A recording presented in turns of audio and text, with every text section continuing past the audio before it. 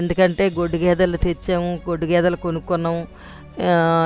ఇంకా చాలా డైలాగులు వేసేవారు. ఇక నేను చనిపోతాను అనేసి డాక్టర్లు కూడా చెప్పాము. అలాంటిది అమ్మాయి పరిస్థితి అలాంటిది. ఇంకా ఈ విధంగా ఆ విధంగా ఏ విధంగా చూసుకున్నా కూడా ఈ అమ్మాయి బ్రతికే ఆ మాత్రలు, ఆ నిద్ర మాత్రలన్నీ కూడా ఇలాగా నా పిడికుడితో ఒక పిడికుడు ట్యాబ్లెట్లు నేను ఆ రాత్రి నేను మింగేయడం జరిగింది. చాలా పొడవుగా ఉన్నారు ఆయన, తెల్ల బట్టలు వేసుకుని ఆయన వచ్చి వెంటనే నాకు ఇలా 2 చేతులు ఆయన పట్టుకొని నన్ను అలా కూర్చోబెట్టడం. నాకు చనిపోయిన వ్యక్తిని నన్ను ఏ డాక్టర్ బ్రతికించలేదు. నన్ను దేవుళ్ళుగా మేము ఇప్పటి వరకు మేము కొలిసిన వారిని ఏ దేవుళ్ళని వేడుకున్నా కూడా ఏ దేవుడు కూడా మాకు మాట పలకలేదు, వినలేదు, మాకు స్వస్థత ఇవ్వలేదు, నాకు ఇవ్వలేదు, స్వస్థత ఇవ్వలేదు. అయితే నేను నమ్ముకోవడం తప్పేం కాదు కదా. ఎస్ఐ దగ్గరికి వచ్చి ఎస్ఐ అంటే నాకు స్వస్థత ఇచ్చాడు, మిమ్మల్ని నేనేమి ఇబ్బంది పెట్టను, అలాగని దేవుళ్ళు ఎవరిని నేను విమర్శన చేయను అనేసి ఇవన్నీ చెప్పడం వేశారు.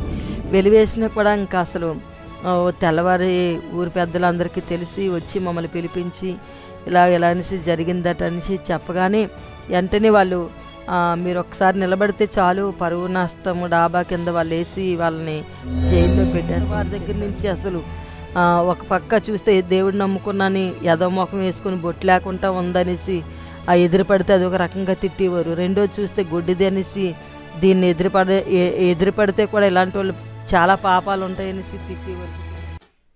ప్రభునామంలో మీ అందరికీ మా నిండు వందనాలు. చిన్న మనవి, ఈ ఛానల్ ఎలీషా ఏలియా అన్న ఛానల్ మనదే. దీన్ని సబ్స్క్రైబ్ చేసుకోండి. ఇలా కొత్త కొత్త పాటలు, కొత్త కొత్త సాక్ష్యాలు, కొత్త కొత్త మెసేజ్లు వస్తాయి. సబ్స్క్రైబ్ చేసుకోవడంలో మీకు పోయేది ఏం లేదు. సబ్స్క్రైబ్ చేయండి, లైక్ చేయండి, కామెంట్ చేయండి, ఈవెన్ షేర్ చేయండి. దేవుని నామానికి మహిమ కలుగును గాక. ఈ సమయం ఇచ్చిన దైవజనులకు కూడా నా హృదయపూర్వక వందనాలు తెలియజేస్తున్నాను. నా సాక్ష్యం ఏంటంటే, నేను చిన్నప్పటి నుంచి నేను క్రైస్తవురాలనేమి కాదు. నేను హిందూ కుటుంబంలోనే పుట్టాను. అయితే నా తల్లిదండ్రులు చాలా ఆచారాలు, చాలా నిష్ఠానేమం కలిగిన కుటుంబం. మా కుటుంబం అంతా కూడా ప్రతిరోజు తడిమడి వేసుకుంటూ ఉండేవారు. మా పెదనాన్న 6 నెలలు రామాయణం చెప్పేవారు దేవాలయంలో, 6 నెలలు పురాణం చెప్పేవారు. ప్రతిరోజు కూడా మరి మేము రామాలయంలో మేము సేవ చేస్తూ ప్రతిరోజు ప్రతి సోమవారం కూడా భజన చెట్టు కూడా మేము తిప్పి పాటలు పాడుతూ ఉండేవారు. అలాగే ఇంకొకటి కాదు 2 కాదు, అది చిమ్మాదిరప్పన్న ఇలవేల్పు. ఇంట్లో తొలి పుట్టినవారు ఎవరైనా ఉంటే వాళ్ళ పేరు అదే పెట్టేవారు అన్నమాట. సో మా అమ్మకి నేను తొలి పుట్టాను, నా పేరు కూడా చిమ్మాదిరప్పన్న పేరే పెట్టారు. నా పేరు దేవుడమ్మ, పాత పేరు. ప్రభువులోకి వచ్చిన తర్వాత లూదియమ్మగా మార్చారు. అది మా దైవజనులు పెట్టారు బాప్తిస్మం ఇచ్చి.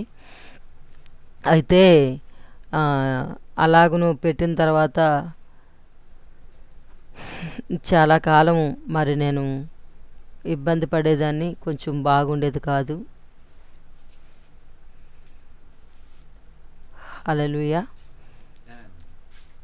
అటు ఇటు చదువుకుంటుంటే ఇంటికి వెళ్ళిపోండి, ఇంటికి వెళ్ళిపోయి పడుకోండి.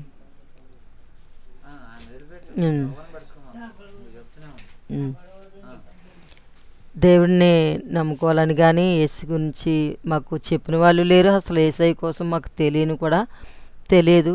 అలాగను భక్తిలో రామాలయంలో సేవ అంటే తుడవటం, క్లీన్ చేయటము, అవన్నీ కడగడము, ఇలాంటివన్నీ చేస్తూ శుభ్రం చేస్తూ భజన చెట్టు ఏదైతే ఉంటుందో అది చాలా ఎత్తుగా ఉండేదన్నమాట. అది శనివారం వచ్చేటప్పటికి అవంతా కూడా మేము శుభ్రం చేసి క్లీన్ చేసి మళ్ళీ రాత్రి మా ఫ్యామిలీ లేకపోతే కుటుంబీకులు చాలామంది అందరం కూడా కుర్రవాళ్ళు ఊరంతా కూడా అసలు తాళాలు ఊగించి పాటలు పాడుతూ ప్రసారం చేసినట్లుగా మేము తిరిగేవారిమి. తిరిగిన తర్వాత అలాగా కొంతకాలానికి నాకు అప్పుడు ఇంకా నేను చిన్నపిల్లనైన ఆ టైంలోనే నాకు అంటే అంత భక్తి నాకెలా వచ్చిందంటే మా తల్లిదండ్రులు అలా చేశారు కాబట్టి అలా పెంచారు మమ్మల్ని కూడా అదే భక్తిలోనే మమ్మల్ని నడిపించుకుంటూ వచ్చారు. అయితే 1990 రెండులో నాకు హెల్త్ ప్రాబ్లం అనేది జరిగింది. నాకు ఎందుకంటే బాల్య వివాహం జరిగింది. మా ఇంట్లో ఒక బాల్య వివాహం చేసుకున్న వ్యక్తి చనిపోతే ఆవిడ బాల పేరెంటల్ అయిందని దా ఆ విషయాల్లో అయితే చాలా భక్తిగా ఉండేవారు అన్నమాట. ఆ బాల పేరెంటాల విషయంలో మా ఫ్యామిలీ అంతా చాలా అంటే చాలా నిష్ఠానేమంగా ఉండేవారు. దానితో పాటు గౌరీదేవి ఉండేది. అంటే కార్తీక నెల వచ్చిందంటే కార్తీక నెల అంతా కూడా ఆ సోమవారాలు పాటిస్తూ కార్తీక పౌర్ణమి రోజైతే 3 రోజులు కూడా మేము 3 రోజుల వరకు కూడా కట్టు విప్పకుండా మేము మాట్లాడుకుంటా సైగ చేసుకుంటూ నోములు లోస్తూ ఉండేవారం అన్నమాట. ఆ నోములు లోసిన తర్వాత నైటు భోజనం చేయకుండా రాత్రికి గౌరీదేవి దగ్గర ఏదైతే మూల పెడతారో ఆ మూల పెట్టినవి మేము బూరెలు తినేసి మార్నింగు మళ్ళా రేపు మధ్యాహ్నం మారుమడపలు అనేవారు. అవి ఆ మారుమడపలు తెచ్చి ఆ బియ్యం వండి మాకు పెట్టేవారన్నమాట. ఇంట్లో అలాగా చేసుకునేవాళ్ళమే. చేసుకున్న తర్వాత అలాగనే మా కుటుంబ వ్యవస్థ లేకపోతే మా జీవితం అలా కొనసాగుతున్న టైంలోనూ ఈలోగా నాకు మ్యారేజ్ అయింది. మ్యారేజ్ అయిన తర్వాత అప్పటికే మాకున్న విగ్రహారాధన అంటే అంతా కాదు, చాలా విగ్రహారాధన. ఎందుకంటే మా పెదనాన్న అయితే 6 నెలల రామాయణం 6 నెలల పురాణం చెప్పేవారు. దానితో అసలు మాకు ఇంట్లో ఒక పెద్ద ప్రమిది, అంటే ఇప్పుడు స్టీల్ పళ్ళెం కానీ సిల్వర్ పళ్ళెం కానీ అంత ఉంటుందో చూడండి, అంత పళ్ళెం లాంటిది ఉండేదన్నమాట. నాకు తెలిసేది కాదు అంటే అది ప్రమిదని. ఒక ఇంత చాలా పెద్ద బిందె లాంటిది ఉండేదన్నమాట. ఆయిల్ వేసి ఆ ఆయిలు ప్రతిరోజు ఇప్పుడు మన సాంబార్ గరిటెలు ఎలా ఉన్నాయో అంత గరిటె లాంటి దాంతో ఏం చేసేవారంటే తీసేసేవారు. అయితే అది ఉదయము ప్రారంభిస్తే మరలా రేపు ఉదయం వరకు కూడా అది ఆరకూడదు. అది ఒకవేళ దీపం ఏదైనా కారణం చేత ఆగింది అంటే మరి మా ఫ్యామిలీలోని చెప్పేవారు ఏంటంటే కుటుంబంలో ఏదో అరిష్టం జరగబోతుంది లేకపోతే ఏదో నష్టం జరగబోతుందని వాళ్ళు భావించేవారు. అలాగే ఏదో ఒకటి జరిగేది కూడాను. అయితే దాన్నే నమ్మేవారు అనమాట. వాళ్ళు ఎప్పుడైతే అలా నమ్మేవారో చాలా ముందుకు అలా కొనసాగుతున్నప్పుడు ఒకరోజు నాకు చాలా బాగాలేదు. ఎంత బాగాలేదంటే బాల్య వివాహం అయిన తర్వాత నాకు చాలా హెల్త్ ప్రాబ్లం వచ్చింది. హెల్త్ ప్రాబ్లం వచ్చిన తర్వాత ఇక నన్ను హాస్పిటల్ అన్నీ తిప్పారు. మరి చాలా భయంకరమైన అమ్మవార్ల దగ్గరికి లేకపోతే చాలా మాంత్రికుల దగ్గరికి అవన్నీ కూడా తీసుకొని వెళ్ళి నన్ను చూపించి తీసుకొని వచ్చేవారు. కానీ ఎక్కడా కూడా నాకు అసలు తగ్గకపోవడం చోది ఇంకా చాలా హాస్పిటల్ కూడా తిప్పారు. హాస్పిటల్కి వెళ్ళాక అప్పుడు విశాఖపట్నంలో మరి కేజీహెచ్ కన్నా ముందు గోసల హాస్పిటల్ అని ఉంది. ఆ హాస్పిటల్కి తీసుకెళ్ళినాక వాళ్ళు చెప్పారు ఏంటంటే ఈ అమ్మాయి ఎంతో కాలం బ్రతకదు, ఎందుకంటే ఈ అమ్మాయి గర్భసంచి పాడైపోయింది అనేసి వాళ్ళు చెప్పారన్నమాట. చెప్తే ఎలా ఏంటి దీనికి పరిష్కారం అని వాళ్ళు అడిగినప్పుడు వెంటనే చెప్పింది ఏంటంటే ఈ అమ్మాయి మరి అసలు చిన్న వయసులోనే అమ్మాయి జీవితాన్ని స్పాయిల్ చేశారు.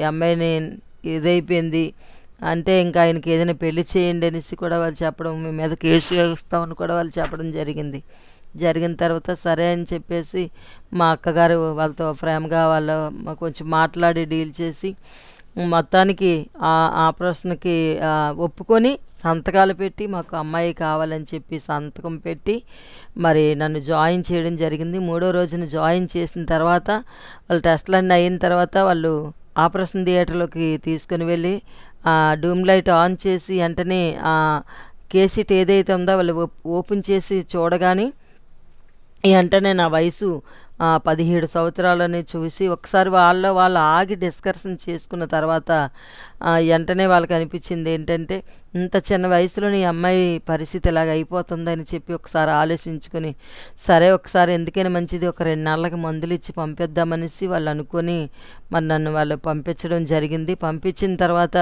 అక్కడితో అది ఎలాగను పోకున్నా నాకు దాంతోపాటు హార్ట్ ప్రాబ్లం కూడా వచ్చిందనమాట. ఎప్పుడైతే హార్ట్ ప్రాబ్లం వచ్చిందో హార్ట్ ప్రాబ్లంకి మరలా అక్కడికే వాళ్ళు మా ఫ్యామిలీ తీసుకుని వెళ్ళారు. తీసుకుని వెళ్ళిన తర్వాత ఇంకా ఈ అమ్మాయి చనిపోద్ది అనేసి వాళ్ళు చెప్పడం జరిగిందనమాట. ఇక్కడికి వెళితే ఈ గర్భసంచి ఆపరేషన్ చేయకపోతే ఇక్కడ చనిపోతామని చెప్పారు. మరలా తిరిగి తీసుకుని కేజీహెచ్కి వెళ్తే అక్కడికి వెళ్తే వాళ్ళు కూడా గుండె ఆపరేషన్ చేయకపోతే అమ్మాయి చనిపోద్దని చెప్పేసి వాళ్ళు అనేవారు అన్నమాట. ఎప్పుడైతే ఇంకేంటి అని చెప్పి ఇలాగా చాలా బాధ వచ్చేసి, నేను నమ్ముకున్న దేవుళ్ళు ఏమయ్యారు అసలు, మేము చాలా నిష్ఠానేమంతో పూజించిన దేవతలు అనబడిన వారు, దేవుళ్ళు అనబడిన వారు, మరి నేను ఎంతగానో దేవుడిని ఆ దేవుళ్ళ దగ్గరికి లేకపోతే మోళ్ళకి వెళ్ళి నేను ప్రతిరోజు కూడా నేను అడిగేదాన్ని అన్నమాట. అడిగినప్పుడు చాలా ఏ దగ్గర నుంచి కూడా అసలు సమాధానం రాలేదు. అసలు పేరెంటాలు ఇలా పిలిస్తే పలుకుతుందని మా పెద్దలు ఒక ఆలోచన లేకపోతే ఆచారం. అసలు పేరెంటాలు పలకలేదు, గౌరీదేవి పలకలేదు, అసలు చెప్పాలంటే మరి ఈ చెమ్మాద్రపన్న పలకలేదు. ఆ భోగి రోజు తోమడ పెద్దని పడితే మరి దరిదాపుగా శివరాత్రి వరకు కూడా జాగరాల వరకు కూడా తోమడ పెద్దతో ఉండి అదంతా చాలా పూజలు పునస్కారాలు చేసే యాత్ర లాంటి అనుభవం చేసే మా జీవితాల్లో ఏది కూడా అక్కడికి రాని పరిస్థితులు అయిపోయింది. ఏ దేవుడు కూడా అసలు పలకలేదు, ఏ దేవుడు కూడా నన్ను స్వస్థపరచలేదు. అందరూ తీర్థయాత్రకి వెళ్ళి ఆ పప్పలు లేకపోతే ఎవరి సామాన్లు కొని తెచ్చుకుంటే నేను అన్ని రకాల ఫోటోలు కొని తెచ్చుకునేదాన్ని. ఆ ఫోటోల దగ్గరికి వెళ్ళిపోయి నేను ఏడ్చేదాన్ని. అసలు ఏంటి, ఎందుకు మీరు అసలు ఉన్నారా, మీలో అసలు జీవం ఉందా, ఉంటే నాకు కనిపించి నాకు స్వస్థతను దయచేయండి అని చెప్పి నేను చాలా ఏడ్చేదాన్ని. అన్నిటికన్నా ముఖ్యం ఏంటంటే మా ఇంటి వెలవేల్పు కోటమ్మ తల్లి అనేసి ఒక దేవత ఉండేవారన్నమాట. విజయనగరం దగ్గరలో కొస్టాం అనే ఒక గ్రామంలో ఉంటారన్నమాట. అంటే మా పూర్వీకులందరూ అక్కడ వాళ్ళేనంట. అనేవారి కారణాలు పెట్టి వాళ్ళు వలస ఇంకొక గ్రామం ఎస్కోట నుంచి ఇంకా కొంచెం ముందుకు రావడం, వచ్చేసిన తర్వాత వాళ్ళు ఇంకా అక్కడికి ప్రతి సంవత్సరం వాళ్ళు అంతా ఫ్యామిలీలు అంతా వెళ్ళలేక ఎదురు నడిచి పూజ చేయడం అంటారు. అంటే పళ్ళు కాయ లేకపోతే పసుపు కుంకుమ ఇచ్చుకోవడం అంటారు అన్నమాట. ఇక్కడ చాటింపేసిన రోజు అక్కడికి వెళ్ళి వాళ్ళు చేయవలసిందంతా చేసి వచ్చిన తర్వాత మిగతా రోజులు ఇక్కడ వాళ్ళు చేసుకొని, కొంతమంది వెళ్ళలేని వారు ఎవరైతే ఉన్నారో అక్కడ ఒక పొలం ఉంటుంది. నాకు చిన్నప్పుడు నాకు బాగా జ్ఞాపకం. పొలంలో ఒక చిన్న గట్టు ఉంటుంది. ఆ గట్టు మీద ఒక చెక్కిన బొమ్మలు, ఒక 3-4 బొమ్మలు, ఆ బొమ్మలు పెట్టి ఈవిడ కోటమ్మ తల్లి అని చెప్పి ఆ కోటమ్మ తల్లికి అందరూ మేము ఎవరైతే అక్కడికి వెళ్ళలేని వారు ఉన్నామో ఆ పళ్ళు కాయలు ఆ కోళ్ళు లేకపోతే మేకని బలిచ్చి వచ్చేవాళ్ళం అన్నమాట. అన్నిటికన్నా ముందు ఏంటంటే లాస్ట్ రోజు అనపడం ఏదైతే ఉందో సురుమన పండుగ అంటారు. దానికి ఆడపండుగ పోతు పండుగ అంటారు. ఆడపండుగ అనేది సురుమన పండుగ అంటారు. అది 11 రోజుల పండుగ. ఈ 11 రోజులు కూడా చాలా బాగా జరుగుతుంది. అయితే ఈ సంవత్సరం తర్వాత ఇంకో సంవత్సరం అలా జరుగుతుంది అన్నమాట. 3 సంవత్సరాలకు ఒకసారి అలా జరిగినప్పుడు మరి మొట్టమొదటి రోజు అసలు లాస్ట్ ఏదైతే ఉందో అనుపు రోజు ఎర్లీ మార్నింగ్ వెళ్ళి గుడి తలుపులు ఎవరు తీయరు. ఆ తలుపులు తీయకముందు మా వాళ్ళు వెళ్ళి ఆ తలుపులు తీసి జ్యోతి పెట్టిన తర్వాతే మిగతా వాళ్ళు ఎంటర్ అవ్వాలి. ఇంకెవరు కూడా ఎంటర్ అయ్యే పరిస్థితులు కాదు. అంటే నాకు బాగా చిన్నతనము ఈ విషయాలు తెలిసేటప్పటికి. ఎందుకంటే నేను 17 సంవత్సరాలు ఆ టైంలో తర్వాత నేను దేవుడిని నమ్ముకున్నాను కాబట్టి ఇంక మిగతా తర్వాత నేను నాకు కొంచెం నేను దానిలో ఇన్వాల్వ్ అవ్వలేదు అనమాట. అయితే అప్పుడు మేము అందరూ కూడా అసలు తాగి ఇష్టం వచ్చినట్టు ఇవన్నీ డ్యాన్సులు చేస్తూ మా వాళ్ళు అంటే మగవాళ్ళు ఆడవాళ్ళు కూడా అసలు భయంకరంగా రథం ముందు డ్యాన్సులు వేసుకుంటూ వెళ్ళే అనుభవాలు నాకు కూడా తెలుసు, నేను కూడా వెళ్ళేదాన్ని. అయితే అలాగను ఎప్పుడైతే ఇలా జరుగుతున్న పరిస్థితుల్లో నేను ఇవన్నిటిని జ్ఞాపకం చేసుకుని నేను ఏడ్చే అనుభవం, ఏడిసినప్పుడు నాకు ఎవరు కూడా నాకు అసలు కనబడలేదు. అయితే ఇంక చనిపోదామని నేను ఇంకా ఆలోచన చేసినప్పుడు మా అమ్మ గ్రామం వెళ్ళింది. అప్పుడు నేను అక్కడి నుంచి నాకు కేజీహెచ్కి పంపించేశారు. కేజీహెచ్లోనే భవానీ వార్డులోను 1992లో నేను 2 నెలలు ఎమర్జెన్సీలో ఉన్న తర్వాత ఇక నేను చనిపోతాను అనేసి డాక్టర్లు కూడా చెప్పారు. అంటే ఆపరేషన్ పడాలి, ఆపరేషన్ ఇక్కడ లేదు హైదరాబాద్ కానీ పుట్టపర్తిలో కానీ ఉంది. చేసినా కూడా ఈ అమ్మాయిని గ్యారెంటీ అని చెప్పము, ఎందుకంటే గాజు అద్దము ఎలాంటిది, అమ్మాయి పరిస్థితి అలాంటిది. ఇంకా ఈ విధంగా ఆ విధంగా ఏ విధంగా చూసుకున్నా కూడా ఈ అమ్మాయి బ్రతికే అవకాశం లేదు. ఒకవేళ బ్రతికినా కూడా ఎవరికి ఉపయోగం లేదు, చనిపోద్ది. ఎంతకాలం ఉండి చనిపోద్దో తెలీదు.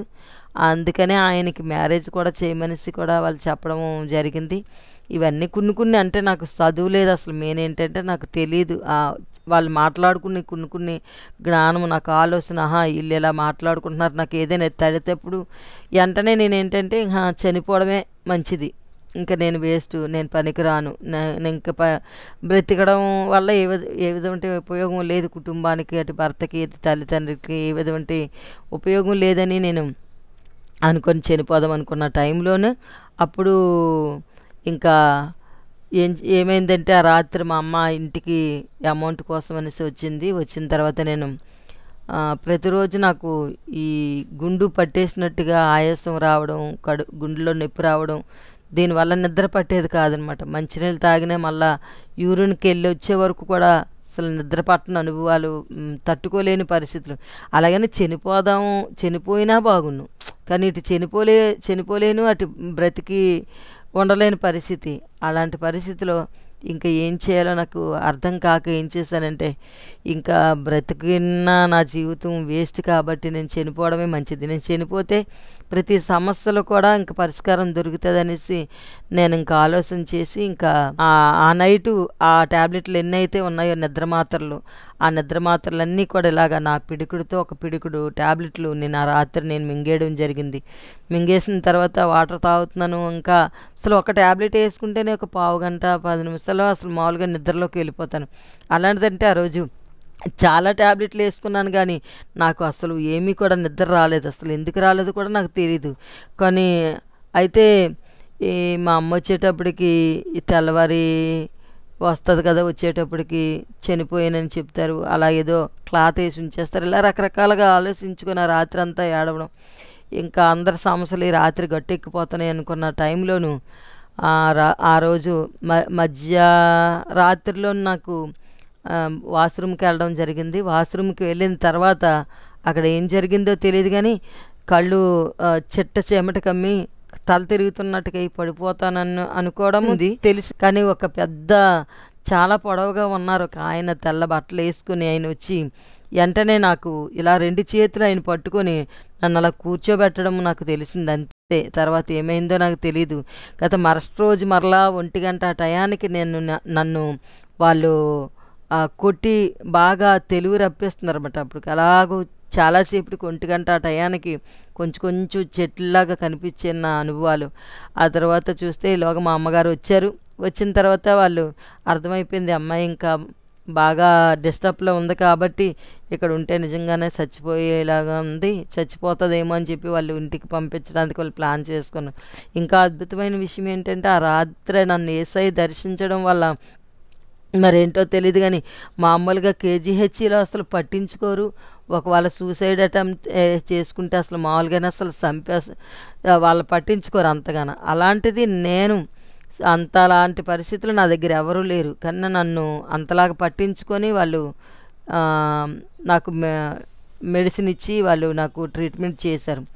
రెండోది ఏంటంటే అసలు అక్కడి నుంచి వచ్చిన తర్వాత మరలా నాకు ఈ ప్రాబ్లం ఏదైతే ఉందో బ్లీడింగ్ ప్రాబ్లం మళ్ళీ స్టార్ట్ అయింది. అది అంతలాగంటే అసలు నేను దాన్ని చెప్పలేను.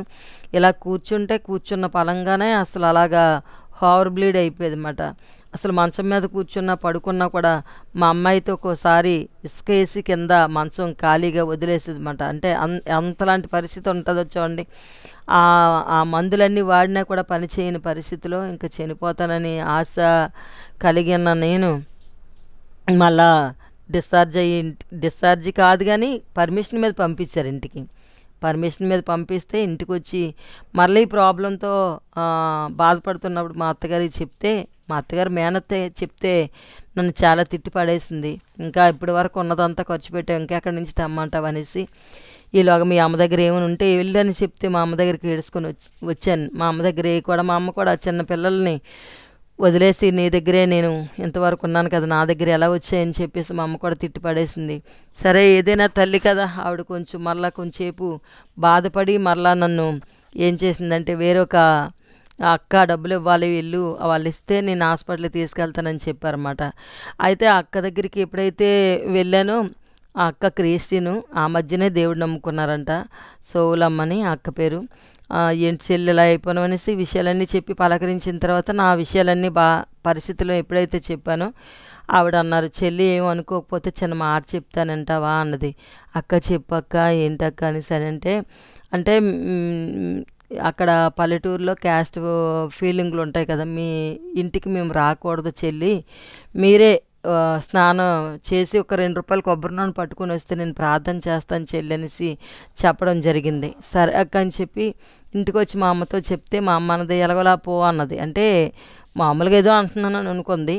ఆ రాత్రి నిజంగా నేను, ఎందుకంటే మేము హిందువుగా ఉన్నాం కాబట్టి ఎలాంటి విషయాల్లో చాలా నిష్టగా మేము ఉంటాం, అందుకని చెప్పి ఆ రాత్రి నేను చాలా క్లియర్గా అంతా బాగు చేసుకొని నేను అక్కడికి వెళ్ళేటప్పటికి అక్క చిన్న ప్రార్థన చేసింది. మరి నాకు అసలు అప్పుడు రక్తస్రావ కలిగిన స్త్రీ కోసం నాకు అంతగా తెలియదు కానీ ఆ విషయాలు కొన్ని మాటలు ఎత్తిపెట్టి 12 సంవత్సరాలు రక్తస్రావంతో బాధపడుతున్న వ్యక్తిని బాగు చేసావు కదా యేసయ్య, ఈ బిడ్డను బాగు చేయి నాయనా అని చెప్పి ఆ రాత్రి నాకు కొంచెం నూనె రాసి ప్రార్థన చేస్తే ప్రార్థన చేసిన తర్వాత నేను ఇంటికి వచ్చి పడుకున్నాను.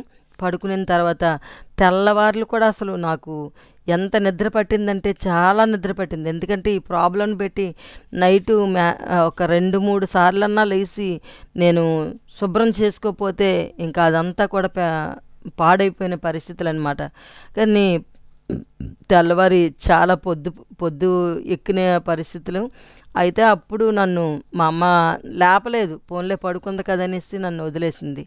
అలా వదిలేసిన తర్వాత చాలాసేపటికి నేను లేచాను. లెగిసిన తర్వాత ఇంక చూస్తే ఏంటంటే అమ్మో ఏదో అయిపోయిందేమో, అసలు ఏంటి ఇంతవరకు నేను పడుకుని ఉండిపోయాను అనేసి అనుకున్నాను.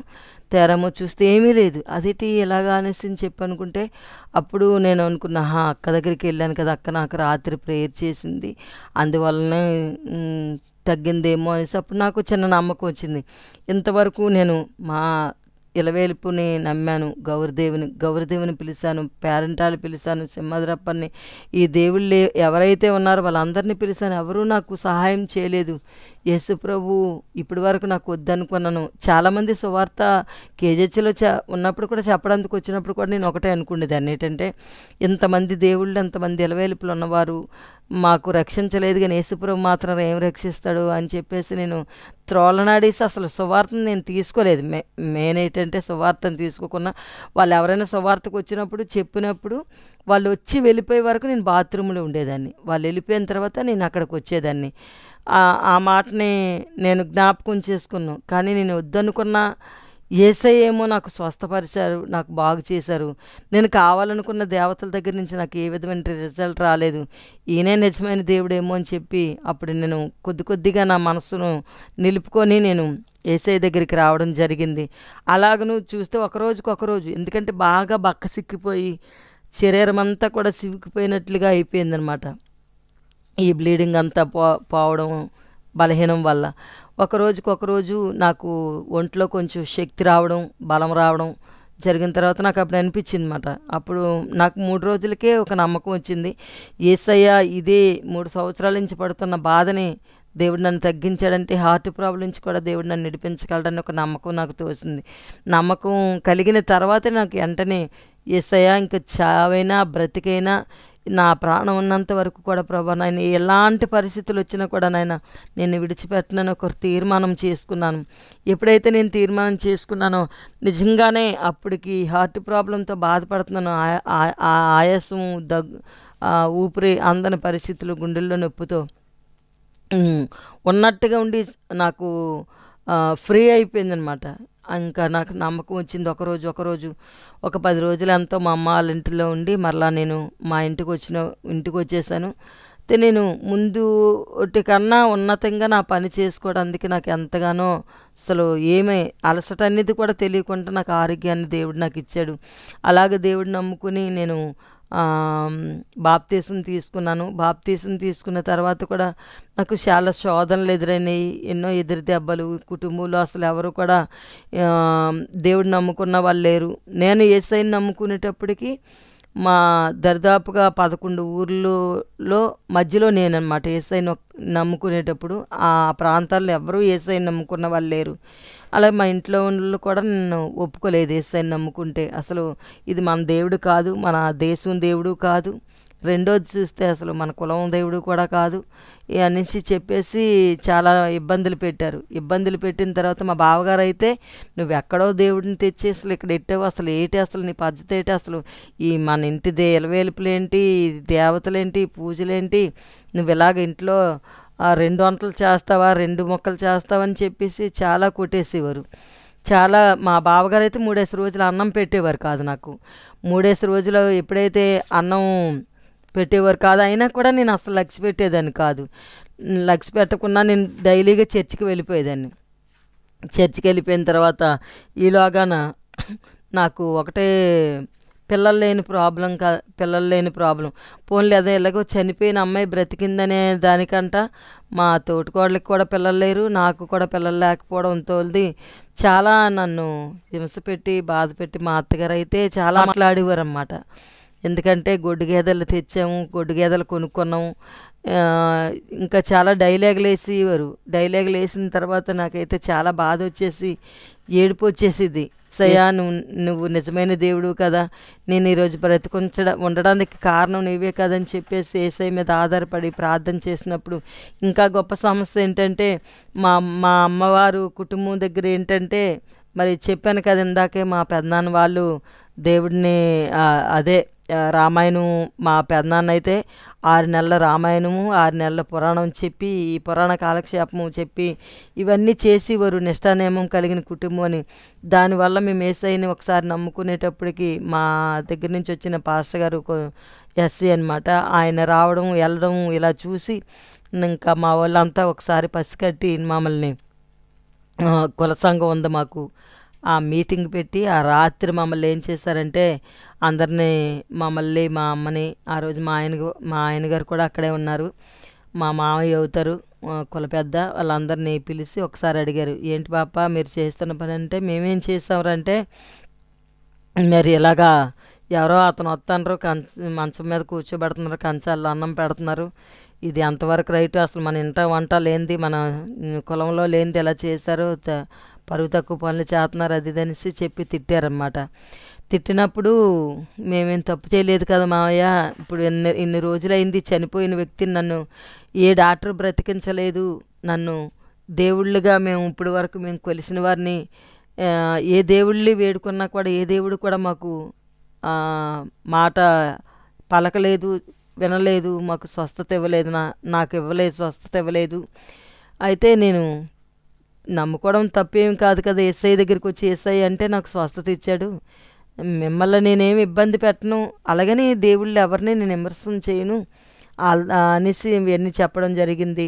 అలా కాదంటేగా నువ్వు చెప్పు ఒకటే, అసలు దేవుడిని నమ్ముకుంటే మీకు మాకు ఎటువంటి సంబంధం ఉండకూడదు కూడా అనేసి వాళ్ళు చెప్పారు.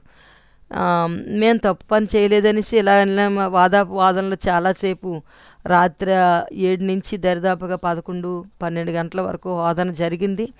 జరిగిన తర్వాత వాళ్ళు ఏం చేశారంటే అయితే ఫైనల్గా ఒకటే వాళ్ళు చెప్పింది ఏంటంటే మీకు కులం కావాలా, కులం తక్కువ దేవుడు కావాలో తేల్చుకోండి బాపా అనేసి మా మావయ్య అవతారైనా చెప్పగానే వెంటనే నేను ఇంకా మధ్యలోకి ఇన్వాల్వ్ అయ్యి మాకు దేవుడు కావాలనేసి అని చెప్పగానే వెంటనే అయితే 21 కుటుంబాలు ఉన్నాయి. 21 మంది కుటుంబాలు కూడా వాళ్ళు ఏం చేశారంటే నీళ్ళు తెచ్చి వాళ్ళు తలల మీద నుంచి వాళ్ళు పోసేసుకున్నారు. అంటే ఈ రోజు నుంచి మా దృష్టిలో మీరు చనిపోయారు, మీ దృష్టిలో కూడా మేము చనిపోయాము. అంటే మీరు ఎవరైనా చనిపోయినా మేము స్నానాలు చేయము, మేము చనిపోయినా మీరు స్నానాలు చేయాల్సిన పని లేదనేసి వాళ్ళు చెప్పి మమ్మల్ని కులంలో నుంచి వెలివేశారు. వెలివేసినా కూడా ఇంకా అసలు తెల్లవారి ఊరి పెద్దలందరికీ తెలిసి వచ్చి మమ్మల్ని పిలిపించి ఇలా అనేసి జరిగిందట అనేసి చెప్పగానే వెంటనే వాళ్ళు మీరు ఒకసారి నిలబడితే చాలు, పరువు నష్టము డాబా కింద వాళ్ళు వేసి వాళ్ళని జైల్లో పెట్టేస్తామని చెప్పారు. అయితే ఒకటే చెప్పాను ఏంటంటే అప్పటికే నేను ఒక దగ్గర 2 నెలల నుంచి 3 నెలల నుంచి నేను వెళ్తున్నాను. వెళ్ళే ఆ టైంలో నాకు కొంచెం దేవుడంటే నమ్మకం కలిగింది. చెప్పిన సాక్ష్యాల మీద నేను నమ్మకం ఉంచి నేను వాళ్ళని వద్దు, ఎవరిని కూడా అసలు ఏ విధమైన కేసులు పెట్టవద్దు. ఈరోజు నేను నన్ను దర్శించిన దేవుడు ఏ రోజైనా వాళ్ళని కూడా దర్శించక మాండు, వాళ్ళు కూడా దేవుడు పట్టుకుంటాడని చెప్పి వాళ్ళకి క్షమించే వాళ్ళ మీద మాకు ఎటువంటి కోపం లేదు, మీరు కూడా ఏ విధంగా వాళ్ళ మీద ఏమీ కూడా ఇబ్బంది పెట్టవద్దని చెప్పగానే చాలా వాళ్ళందరూ కూడా ఆశ్చర్యపోయారు. ఇలాంటి వాళ్ళనే వాళ్ళు చేశారు, మీ దేవుడు మీకు మంచిగా చేస్తాడనేసి ఆ గ్రామ పెద్దలు కూడా వాళ్ళు చెప్పడం జరిగింది. ఒకటే ఇంకా మా మీద సవాల్ విసిరింది ఏంటంటే, మీకు 4 కొడుకులు కదా, 4 కూతుర్లు కదా బాపా, అయితే ఒక కూతురికి ఎలాగోలాగా చేసేసారు, 3 ఉన్నారు కాబట్టి 3 కూడా వాళ్ళు ఎలాగోలాగా తగులుకొని లేకపోతే ఇంకా చాలా నిష్ఠూరంగా వాళ్ళు మాట్లాడి బూతులుగా వాళ్ళు అలా పోవాలి, కానీ వాళ్ళ పెళ్ళిళ్ళు అవ్వు ఎలా అవుతాయి, కులం లేనిది కుటుంబం లేనిది అని చెప్పడం జరిగింది. యేసయ్యని నమ్ముకున్న తర్వాత దేవుని మహాకృపను బట్టి ఒక పైసా కట్నం లేకున్నా నా 3 చెల్లెళ్ళు కూడా దేవుడిని నమ్ముకున్న బిడ్డలు వచ్చి వాళ్ళు వివాహం చేసుకోవడం జరిగింది. అంతేకాదు వాళ్ళు చక్కగా పిల్ల పాపలతోని ఒక్కొక్కరికి 2 పిల్లలు, కుటుంబం అందరూ కూడా మంచిగానే ఈరోజు ఉన్నారు. మేము ఇంకా అలాగను దేవుడిలో కొనసాగుతున్న టైంలోనూ నాకు పిల్లలు లేని లోటు ఒకటి ఉండిపోయింది కదండి. ఈ లోటు ఉండిపోయిన తర్వాత నాకు గ్రామంలో ఒక ఆవిడ, మా తోటికోడలు నేను ఇద్దరు గొడవాడుకుంటున్న సమయంలో అలా వెళ్తా ఆవిడ ఏమన్నదంటే, పని పాటు లేకుండా గొడ్డు గేదెలా తినేసి ఇలా గొడవలు ఆడుకుంటారని ఒక మాట తిట్టేసి వెళ్ళిపోయింది. మరి ఈవిడికి ఎలాగుందో నాకు తెలియదు, కానీ నాకైతే చాలా బాధ అనిపించి దేవుడితో ఇంకా చాలా పోరాటం చేశాను. యేసయ్యా, అయితే నాకు ఇంక పిల్లలు ఉండరా, నువ్వు ఇచ్చిన ఆరోగ్యం ఇంకా ఈ నిందతో ఇలా మిగిలిపోవలసిందేనా, అందుకే నన్ను బ్రతికించావు దేవా, ఈ గ్రామాల మధ్య నన్ను నిలబెట్టవని చెప్పి యేసయ్యని బాగా మంచిగా నేను ప్రార్థన చేసుకొని అడిగినప్పుడు దేవుడు నాకు సహాయం చేసి చాలా ఏడ్చాను. ఎంత ఏడ్చానంటే ఆ కళ్ళంతా వాసిపోయి వాపులు వచ్చేసి ఇంకా కళ్ళు కనిపించలేదు. నేను పడుకున్న మంచం మీద నుంచి బొంత మీద నుంచి కిందకి వచ్చే వాటర్ కారంతలాగా నేను ఆ రోజు ఏడవడం జరిగింది. ఏడ్చినప్పుడు నాకు ఒక స్వరం వినిపించింది. ఎలాగంటే ద్వితీయోపదేశకాండం 7వ అధ్యాయము 12వ వచనం చదువు అనేసి ఒక స్వరం వినబడుతుంది. అంటే నాకు చదువు లేదు అసలు, ఎందుకంటే నా బాల్య వివాహం జరిగింది. అప్పుడు నాకు స్కూల్ కానీ ఏమీ తెలియదు. వెంటనే నాకు అప్పుడు అంటే బైబిల్ ఎప్పుడు నా తల దగ్గర ఉండేది, ఎందుకంటే పీడకల్ల రాకుండా ఉంటాయని, రెండోది దెయ్యాలు అవి రాకుండా ఉంటాయని ఏదైతే ఉందో బైబిల్ నేను పెట్టుకునేదాన్ని. వెంటనే బైబిల్ తీసి నేను ఇలాగ ఎప్పుడైతే నేను చదవడం చూశానో కరెక్ట్గా అదే ద్వితీయోపదేశకాండము 7వ అధ్యాయము 12వ వచనం అది రావడం జరిగింది. అలా 14వ వచనంకి వచ్చేటప్పటికి నాలో ఉన్నవానికి, నాలో మగవానికి కానీ ఆడవానికి కానీ గొడ్డుతనం లేదని ఉంది. ఆ మాట నేను చాలాసార్లు ముందుకి వెనక్కి చదవడం జరిగి అసలు మరలా దేవుడితో నేను మాట్లాడడం జరిగింది. యేసయ్యా, నిజంగా నాకు పిల్లలు ఇస్తావా, అయితే నేను గొడ్డిదాన్ని కాదని చెప్పేసి నేను ప్రభుని అడిగినప్పుడు మరలా దేవుడు నాతో మాట్లాడి ఆ నెలే దేవుడు అద్భుతం చేసి ఏం చేశాడంటే, దేవుడు నాకు ఒక పాపని దేవుడు మరి గర్భం ధరించడానికి దేవుడు నాకు సహాయం చేశాడు. అయితే దేవుడు నాకు ఎంత నింద అంటే చాలా నిందలు, ఎన్నో అవమానాలు, సొంత వారి దగ్గర నుంచి అసలు ఒక పక్క చూస్తే దేవుడు నమ్ముకున్నాని యదోమోఖం వేసుకుని బొట్టు లేకుండా ఉందనేసి ఎదురుపడితే అదొక రకంగా తిట్టేవారు. రెండోది చూస్తే గొడ్డిది అనేసి దీన్ని ఎదురుపడితే కూడా ఇలాంటి వాళ్ళు చాలా పాపాలు ఉంటాయనేసి తిట్టేవారు కుటుంబంలో. ఇవన్నీ ఎన్నో నిందలు, అవమానాలు, పరిస్థితులు ఎదుర్కొన్న నా జీవితాల్లోనూ ఒకరోజు మరి దేవుడు నా జీవితంలోనూ దేవుడు గొప్ప కార్యం చేశాడు. అసలు ఒకటి నేను బైబిల్ చదవాలని అనుకున్నాను. ఈ మాట ఆ రోజు ఒక్కరోజు నాకు వినిపించింది. తర్వాత నాకు అసలు బైబిల్ గురించి నాకు ఏమీ కూడా తెలియని పరిస్థితులు. ఎప్పుడైతే తెలీదు ఏం చేయాలో, నాకు చదువు కావాలి ప్రభువా అని చెప్పి నాకు మోయబడిన గర్భాన్నే, పాడైపోయిన గర్భసంచి అసలు డాక్టర్ల పనికిరాదు, ఈ అమ్మాయి చనిపోద్ది అనేసి చెప్పిన గర్భసంచినే దేవా నువ్వు బాగు చేసి పిల్లలు ఇవ్వగలిగితే నువ్వు నా చదువు కూడా ఇవ్వగలుగు తండ్రి అనేసి నేను చెప్పి ప్రార్థన చేస్తే 95లో పెద్ద పాప పుట్టింది, ఆ పెద్దమ్మాయి. 96లో దేవుడు నాకు ఒక దర్శనం ఇచ్చాడు. అది ఇప్పుడు గ్రామంలో మందిరం అయింది. 1 ఎకరం మడి నేను ఒక్కదాన్నే కోస్తున్న సందర్భంలో ఒక స్వరం నాకు వినిపించింది. నా కుమార్తె అని ఒక స్వరము వినిపించగానే నేను వెంటనే కోస్తున్న పనుల మీదే మోకరించానమాట. ఎప్పుడైతే మోకరించానో కళ్ళు మూసుకున్నాను. ప్రార్థనలో కళ్ళు మూసుకొని వెంటనే నాతో దేవుడు మాట్లాడుతాడు, నా కుమార్తె నువ్వు కళ్ళు తెరిచి చూడని చెప్పగానే ఎప్పుడైతే కళ్ళు తెరిచానో అది చూస్తే నా చేతిలో కొడవలు ఉండేది. ఆ కొడవలు ఎలా పోయి పెద్ద పుస్తకం కనిపిస్తుంది అనమాట. ఎప్పుడైతే పుస్తకం కనిపిస్తుందో నాతో దేవుడు మాట్లాడుతున్నాడు ఏంటంటే, ఇదే నా దైవ గ్రంథం, నా కుమార్తె అనేకమైన సత్యాలు అందులో ఉన్నాయి, వెళ్ళి తెలియచేయని మాట్లాడుతున్నారన్నమాట. అయితే నాకు చదువు రాదు కదా ప్రభా, నిన్ను అడుగుతున్నాను కదా, నాకు చదువు లేదు అనేసి అడిగితే, ఇప్పుడు చదువుతావు, నువ్వు చదవగలుగుతావు అనేసి చెప్పి దేవుడు నాతో మాట్లాడుతున్నాడు అన్నమాట. అయితే సరే చూస్తే నాకు బైబిల్ అంతా చదవడం, నాకు అక్షరాలన్నీ కూడా చదవడం వస్తుందన్నమాట. హల్లెలూయా. ఎప్పుడైతే అక్షరాలు నాకు చదవడం వస్తుందో అది ఒకటి నా చదువుకి దేవుడు మాట్లాడారు. రెండోది మందిరం కావాలని 92లో నేను ప్రభువుని తెలుసుకుని ఆ ఏరియాలో ఒక్క మందిరం కూడా లేదు. నా గ్రామంలో మందిరం కావాలి ప్రభు అని అడిగినప్పుడు ఆ మందిరము ఇప్పుడు అదే ప్లేస్లో దేవుడు కట్టడానికి కృపనిచ్చాడు. మూడోదిగా ఏంటంటే నా సేవ పిలుపు, దేవుడు మాట్లాడాడు కదండి, కోస్తున్న కొడవల నుంచి అదొక పుస్తకం నా చేతిలో పెట్టడం అనేది జరిగింది. ఎప్పుడైతే పుస్తకము చూస్తానో ఆ పుస్తకం ఎప్పుడైతే చదవడం ప్రారంభించానో దేవుడు నా జీవితాల్లో ఇంకా చాలా అనేక చోట్ల మనకి ప్రతి ఒక్కరి దగ్గరికి వెళ్ళి సువార్త ప్రకటించడానికి, ఆ దేవుని మాటలు చెప్పడానికి దేవుడు నాకు ఎంతగానో కృపనిచ్చినాడు. ఎందుకంటే మరి నేను చవి చూసింది ఏదంటే అసలు ఆ బలమైనటి విగ్రహారాధన కుటుంబంలోనూ మేము ఎవరిని విమర్శనం చేయడం లేదు. కానీ ఎందుకంటే ఏది సత్యమో ఏది అసత్యమో నేను పూర్తిగా తెలుసుకున్నాను, వెతికానండి, అన్వేషించాను. ఎంతగా అన్వేషించానంటే నా రోగంలోను, నా మరణంలోను, నా యాతనలోను భయంకరంగా నేను అన్వేషించాను. ఎందుకంటే నేను పూజించిన దేవుళ్ళు, నేను పూజించిన దేవతలు ఎవరైనా నాకు కనబడకపోతారా? ఎవరి ద్వారాగానే నాకు స్వస్థత రాకపోతుందా? మరణం నుంచి నేను విడుదల పొందకపోతానా? నా భర్తతో నేను జీవించడానికి ఈ మాటలు నాకు ఆధారం కాకపోతాయా అని నేను చాలా అంటే చాలా అన్వేషించాను. కానీ ఎక్కడా కూడా నాకు ఏ విధమైన ప్రయోజనము ఏమీ కూడా లేకపోయినప్పుడే నేను ఇంకా ఈ యేసయ్యని ఎప్పుడైతే అక్క నాకు సువార్త చెప్పిందో, నేను ఎప్పుడైతే విశ్వసించానో దేవుడు నా జీవితాల్లో గొప్ప కార్యం చేశాడు. ఇటు గుండాపరేషన్ అవ్వలేదు, గుండాపరేషన్ అవ్వకపోతే చనిపోతామని చెప్పారు. గుండాపరేషన్ అవ్వకుండానే బ్రతికాను.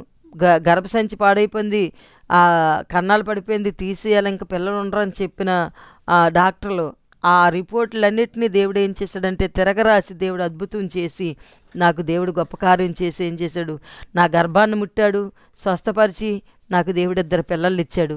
ఈ హార్ట్ ప్రాబ్లం నుంచి కూడా దేవుడు విడిపించి దేవుడు అదే భర్తకి మరి నేను భార్యగా, కుటుంబంలో ఒక తల్లిగా, మరి సమాజంలో ఒక దేవునిగా సేవ చేస్తూ ఉండటానికి దేవుడు నాకు సహాయం చేస్తున్నాడు. ఇంతలాంటి దేవాది దేవుడిని ఈ మాటలు ఎందుకు చెప్తున్నానంటే, ప్రతిదాన్ని చూడండి, బైబిల్ గ్రంథంలో ఒక మాట ఉంటుంది. ఏముంటుందంటే, అన్నీ తిరగండి, అన్నీ చూడండి, ఏది మేలైతే దాన్ని పట్టుకోమని ప్రసంగి గ్రంథంలో ఉంది.